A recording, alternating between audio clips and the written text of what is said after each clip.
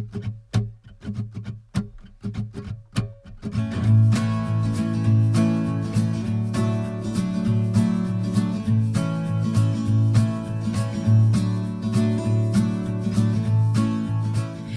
everyone!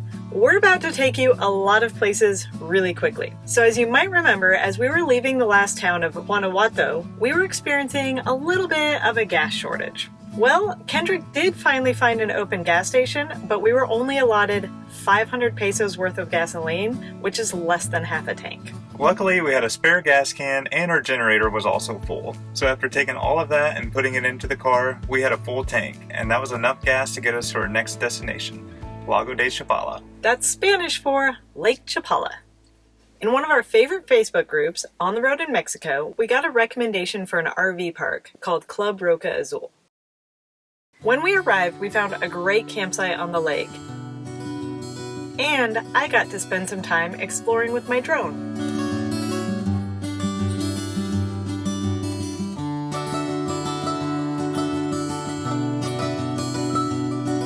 The large lake included a little lighthouse, and the surrounding landscape was covered in greenhouses used by local farmers to grow fruit.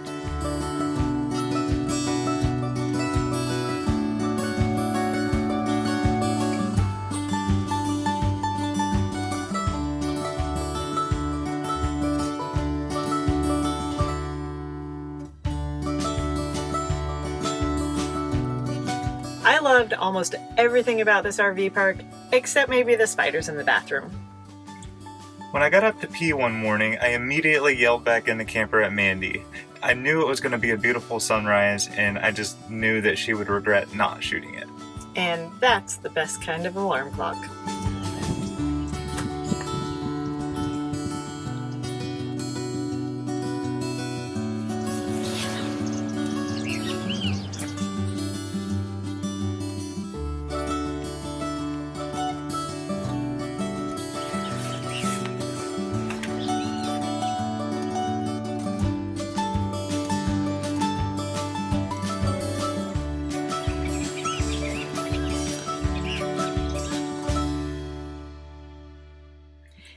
Now, I know it may seem like we're in a permanent state of paradise, but the truth is we have to make a living just like everybody else, and some jobs are just too important.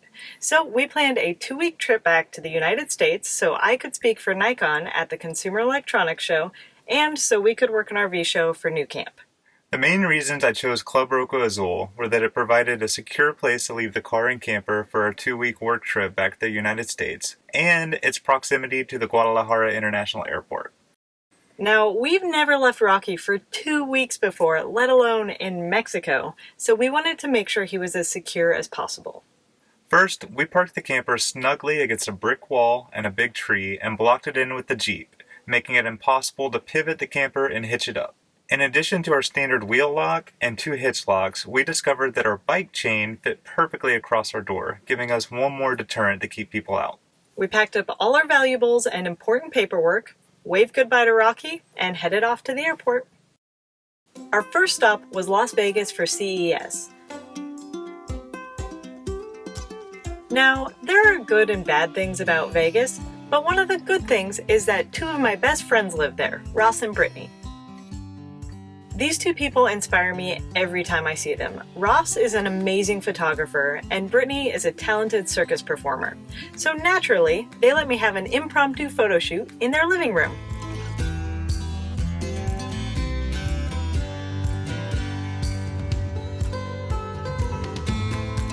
Two more good things about going to Las Vegas are getting to visit Ross and Brittany's dogs, Hemi and Lola. They're about the sweetest dogs you can imagine. Finally, it was time for CES. Each year, Nikon hosts an amazing lineup of talented photographers to speak in their booth while they broadcast it live. You can pick up tips for all genres of photography, and if you're anything like me, a ton of inspiration. I am beyond honored to be included in this group. First, I gave a talk with tips for going beyond the obvious shot, and then I was included on a landscape photography panel with fellow photographers Mike Mezuel and Josh Cripps. Both of these can be watched at the links in the video description below. I enjoy tagging along at shows like CES. It's always a great feeling watching Mandy give a presentation to a big crowd and do such a great job. I certainly couldn't do it. Aww.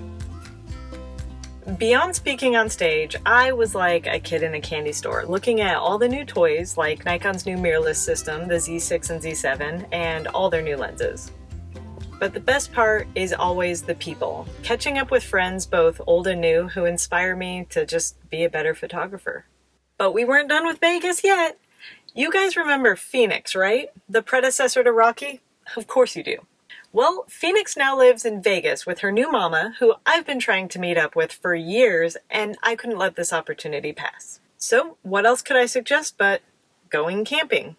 But before we hit the road, Kate treated me to a bit of her world.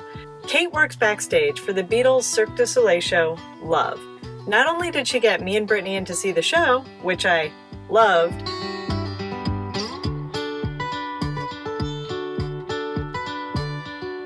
but afterwards she also took us backstage to have a look around.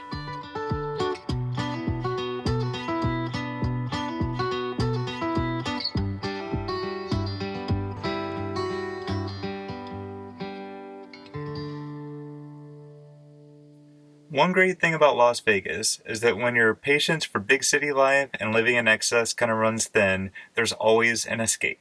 So we headed to one of my favorites, Death Valley National Park, for a little exploration, some photos, and just relaxing in general.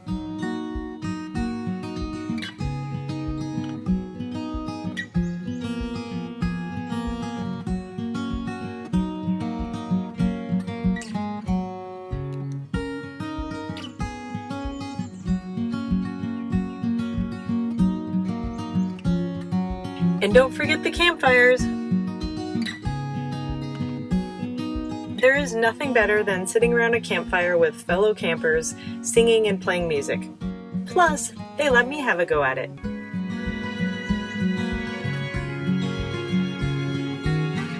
Eventually, we had to say goodbye to Kate and Phoenix. In many ways, Kate and I live very opposite lives. Mine is one that's very remote in a tiny trailer, and hers in a bustling big city. But we both see the same wonders in this world and share the same desire to travel. At the heart of it, we're both teardroppers. The next stop on our work trip was the Florida RV Super Show in Tampa, where Kendrick and I would work the new camp booth. Hey everyone! Hello from the Florida RV Super Show. Working these shows for New Camp is always fun. We get to share our experiences living on the road in our tab, talk to people about camping, tiny living, life on the road, and just experiences in general all day long, and provide a unique perspective on where you can really go with these trailers. Plus, we get to meet a lot of interesting people too. After 2 weeks on the road, we were anxious to sleep in our own bed at home, which at the moment happened to be in Mexico. Our return flight to Guadalajara and our taxi ride back to Club Roca Azul went smoothly. We arrived to find Rocky safely where we left him. We just got back to Rocky! Yay! Everything looks good. All our locks are still intact, our car's still here, and we're super psyched to be home. 12 days away. Looks like he stayed safe and sound here in Mexico. It's true what they say. Home really is where you park it. So, here's to feeling at home, wherever that may be. Love and light.